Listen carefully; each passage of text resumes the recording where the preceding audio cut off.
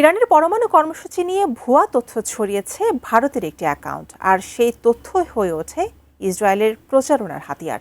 এরই মধ্যে সেই ভুয়া তথ্য ছড়িয়ে পড়েছে সামাজিক মাধ্যম থেকে শুরু করে আন্তর্জাতিক গণমাধ্যমেও। সম্প্রতি তারই এক চাঞ্চল্যকর তথ্য সামনে এসেছে। কিন্তু কিভাবে সেই ভুল তথ্য ছড়িয়ে পড়ল নেট দুনিয়া থেকে গণমাধ্যমগুলোতে, এ নিয়ে বিস্তারিত জানাচ্ছেন সাদিয়া সিদ্দিকা। মিথ্যা তথ্যের জালে বর্তমানে বিশ্ব রাজনীতি এক অদ্ভুত সংকটের মুখে পড়েছে। ইরানের পরমাণু কর্মসূচি নিয়ে সম্প্রতি এক চাঞ্চল্যকর দাবি করেন ইসরায়েলের প্রধানমন্ত্রী বেনিয়ামিন নেতানিয়াহু। তিনি দাবি করেন, ইরানের আইআরজিসি প্রধান আহমদ ওয়াহিদি বলেছেন যে যুক্তরাষ্ট্র ও ইসরায়েলের হাতে পরমাণু অস্ত্র যতদিন থাকবে, ইরানও পরমাণু অস্ত্র তৈরি চালিয়ে যাবে। কিন্তু যুক্তরাজ্য ভিত্তিক সংবাদ মাধ্যম মিডল ইস্ট আইয়ের অনুসন্ধানে দেখা যায়, এই বক্তব্যের পেছনে কোনো নির্ভরযোগ্য প্রাথমিক উৎস বা সত্যতা ছিল না। এই পুরো ঘটনার পেছনের ইতিহাস বেশ নাটকীয় ও অদ্ভুত। গত ৫ আগস্ট ঋতিকা নামের এক ভারতীয় হিন্দু জাতীয়তাবাদী এক্স অ্যাকাউন্ট থেকে এই ভুয়া উদ্ধৃতি প্রথম পোস্ট করা হয়। কোয়ালিটি সম্পন্ন আন্তর্জাতিক মানের still bar CSRM, committed for better still.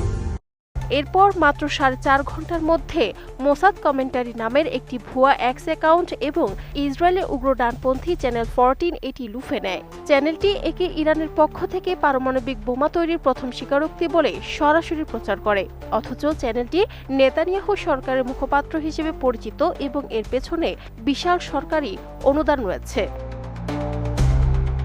Middle East Eye আরও জানিয়েছে, এরপর নেট দুনিয়া অপপ্রচারের ধারা আরও গতি পায়। নেতানিয়াহুর পুত্র ইয়াইর নেতানিয়াহু এবং লিকুদ পার্টির নেতারাও সেই ভুয়া পোস্ট শেয়ার করতে শুরু করেন।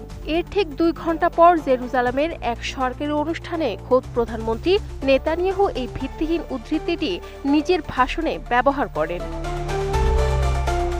এছাড়াও আন্তর্জাতিক গণমাধ্যমেও এই মিথ্যা দাবির প্রভাব পড়ে দ্রুত। জাতিসংঘে তৎকালীন মার্কিন রাষ্ট্রদূত মাইক ওয়ালস ও রক্ষণশীল ভাষ্যকার মার্ক লেভিন পোস্টটি শেয়ার করেন। মূল পোস্ট প্রকাশের প্রায় ১৩ ঘন্টা পর ফক্স নিউজ এবং পরে ভারতের ANI এই ভুয়া খবরটি প্রচার করে। তবে পরিস্থিতি বেগতিক দেখে ফক্স নিউজ পরে তাদের প্রতিবেদন সংশোধন করে জানায় যে বক্তব্যটি পুরোপুরি প্রসঙ্গের বাইরে ও ভুলভাবে উপস্থাপন করা হয়েছিল। মূলত যুক্তরাষ্ট্র ও ইরানের সম্ভাব্য কোনো চুক্তি প্রতিহত করতেই নেতানিয়াহু এই কৌশল গ্রহণ করেছিলেন। এর আগেও তার বিরুদ্ধে এমন ভুয়া তথ্য ছড়ানোর চাঞ্চল্যকর ইতিহাস রয়েছে। ২০২৪ সালে জিউইশ ক্রনিকল ও বিল্ড পত্রিকায় জিম্মি ও রাফা সংক্রান্ত মিথ্যা তথ্য সরবরাহের অভিযোগ উঠেছিল তার কার্যালয়ের বিরুদ্ধে। গাজায় সামরিক অভিযান টিকিয়ে রাখতে এবং মার্কিন নীতি নির্ধারকদের প্রভাবিত করতে এখন এই ধরনের অপতথ্য আন্তর্জাতিক পর্যায়ে ছড়ানো হচ্ছে। এই ধরনের ভুয়া ও বানোয়াট সংবাদ প্রচার থেকে বিরত থাকার জন্য ভারতসহ বিশ্বের বিভিন্ন গণমাধ্যমকে স্পষ্টভাবে সতর্ক করেছে ইরানি দূতাবাস। Sadia Siddiqa, ATN news.